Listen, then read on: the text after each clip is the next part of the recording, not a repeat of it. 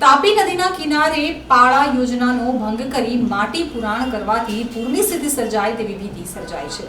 તાપી અને દરિયાના સંગમ સ્થળ એવા ભાટા વિસ્તારમાં તાપી નદી કિનારે પાળા યોજનાની જોગવાઈઓનો ભંગ કરી માટી પુરાણ કરવામાં આવ્યું છે, જેથી સુરત શહેરને પૂરના ભયમાં નાખવા બાબતે તેમજ લો લાઇંગ વિસ્તારમાં આવતા સર્વે નંબરોના બિનખેતી હુકમો રદ કરવા બાબત અને પૂર જેવી પરિસ્થિતિથી સુરત શહેરની રક્ષા કરવા કોંગ્રેસના દર્શન નાયક દ્વારા મુખ્યમંત્રીને રજૂઆત કરવામાં આવી છે। પ્રાંત અધિકારી ઓલપાડના રિપોર્ટમાં જણાવેલ હકીકતો પ્રમાણે આ તમામ બ્લોક નંબરો બિનખેતી કરી દેવામાં આવેલ છે અને હાલમાં આ બ્લોક નંબરોમાં સિમેન્ટના પાળાઓ બનાવી દેવામાં આવેલ છે।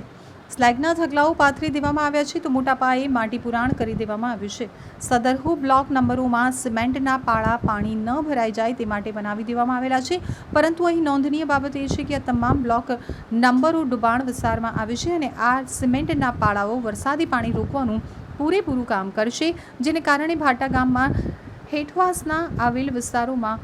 બોટલ નેકિંગ થવાને કારણે પાણી ભરાઈ જવાની અને પૂર આવવાની પૂરેપૂરી સંભાવનાઓ રહેલી છે। આજથી 15 વર્ષ પહેલાં તાપી નદીની વહન ક્ષમતા 10 લાખ ક્યુસેક પાણીની હતી, જે હાલમાં ફક્ત 3 લાખ જેટલી જ રહી ગયેલ છે। તાપી નદી કિનારે આવેલ સરકારી ખાર ખરાબાની જમીનોમાં ગેરકાયદેસર રીતે ઝીંગા તળાવો બનાવી જવાથી તાપી નદીમાં બોટલ નેકિંગની પરિસ્થિતિ સર્જાયેલ છે અને દર ચોમાસામાં પાણી નિકાલની સમસ્યાઓ ઊભી થાય છે, જેથી આ ગેરકાયદેસર બનેલ ઝીંગા તળાવો દૂર કરવા પણ તાપી નદીની વહન ક્ષમતા વધારવા માટે ખૂબ જ જરૂરી છે। દક્ષિણ ગુજરાતમાંથી પસાર થતી તાપી નદી એ સૂર્યપુત્રી તરીકે ઓળખાય છે। ખેડૂત હોય, વેપારી હોય કે સામાન્ય માણસ હોય, એ સમગ્ર વર્ષોથી આ વિસ્તારને પોતે કષ્ટ વેઠીને સુખ આપવાનું કામ આ સૂર્યપુત્રી કરતી આવી છે। એના કારણે સમગ્ર વિસ્તાર એ સમૃદ્ધિ તરીકે ઓળખાય છે। અગાઉના સમયમાં ચોમાસામાં જ્યારે પૂર આવતા હતા ત્યારે ડેમમાંથી લાખો ક્યુસેસ પાણી છોડવામાં આવતું હતું અને એના અંતર્ગત આ પાણી સીધું તાપી નદીમાંથી દરિયામાં પસાર થતું હતું અને એની કેપેસિટી લગભગ 10 લાખ ક્યુસેસની હતી। સમયાંતરે કાંઠા વિસ્તારમાં સુરતની આજુબાજુમાં રહેતા લોકોએ અને ખાનગી જમીન ધારણ કરતા આજુબાજુમાંથી ભાઠા ભાટપોરની આસપાસ જે તાપી નદીનું સંગમ સ્થાન છે, જ્યાં સમુદ્રમાં પાણી ભેગું થાય છે, એ ભાઠા ભાટપોર વિસ્તારમાં લગભગ 300 વીંગા જેટલી જમીન એ ખાનગી જમીન અને 1200 થી 1500 વીંગા જેટલી બેટની જમીનો આવેલી છે। ત્યાં ભૂતકાળમાં આ ગામના ખેડૂતો ખેતી કરતા હતા, આકાશી ખેતી કરીને અને ચોમાસામાં ઢોરોનું ચરણ કરતા હતા। આ સમયાંતરે 2006માં જ્યારે સુરતનીમાં રેડ આવી ત્યારે આ સમગ્ર ખાડી વિસ્તારમાંથી આ વિસ્તારમાં પાણી ભરાવાના કારણે સીધું પાણી દરિયામાંથી પસાર થતા સુરતની ઉપર જે વધારે આફત આવવાની હતી, આફતમાં રાહત હતી, એવો રિપોર્ટ આ સુગનાબેન ભટ્ટનો હતો। પરંતુ હાલમાં 2005માં જે પ્રકારે દબાણની શરૂઆત થઈ, આના અનુસંધાનમાં ભાઠા ભાટપોર ગામના લોકોએ કલેક્ટરશ્રી માંડી મુખ્યમંત્રીને, પ્રધાનમંત્રીને પણ પત્ર લખ્યો તો હમો દ્વારા પણ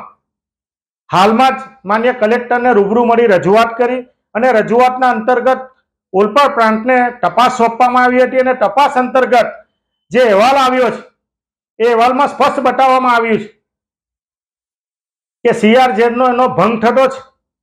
અને એના અંતર્ગત તાપી નદીની 30 મીટરથી 150 મીટર સુધીનું બાંધકામ છોડીને બાંધકામ કરવાનું હોય, પણ એમાં પણ બાંધકામ કરી દેવામાં આવ્યું છે,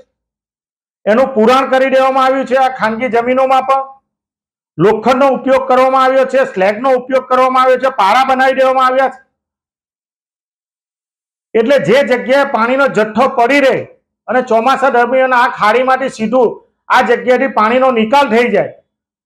એને બદલે ક્રિકેટના ગ્રાઉન્ડો બનાવીને એની પણ આવક, સરકારી જમીનોને આવક કરી દેવામાં આવી છે।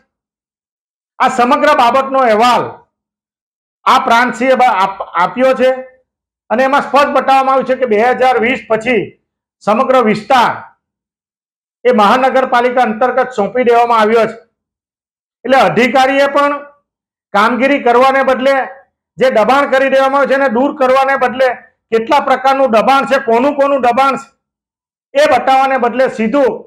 મહાનગરપાલિકા પર જવાબદારી ઢોળવાનો પ્રયત્ન કર્યો છે. અને કોઈ પણ સંજોગોમાં સુરત શહેરના લોકોના હિતમાં, ભાઠાભાઠ પરના લોકોના હિતમાં અને આવનારા દિવસોમાં કુદરતની કરે જે પ્રકારે ભૂતકાળમાં પણ પાણી છોડવાના બનાવ બન્યા હતા, વધુ વરસાદ પડવાના બનાવ બન્યા હતા, આ અંતર્ગત સુરત શહેર પર પૂર ન આવે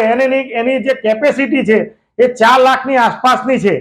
જો આ દબાણ દૂર ન કરે તો સુરતની ઉપર પૂર આવવાની આશંકા રહેલી છે. એટલે લાખો લોકોના હિતમાં આવનારા દિવસોમાં જે પ્રકારનો આ રિપોર્ટ આપવામાં આવ્યો છે, લોકોને પણ વિનંતી કરીએ છીએ, મહાનગરપાલિકાના મ્યુનિસિપલ કમિશનરને વિનંતી કરીએ છીએ, જે શાસકોને વિનંતી કરીએ છીએ કે તાપી મૈયાનો તમે જન્મદિવસ ઉજવો છો, ચૂંદડીઓ ઓઢાડો છો, પરંતુ જે લોકો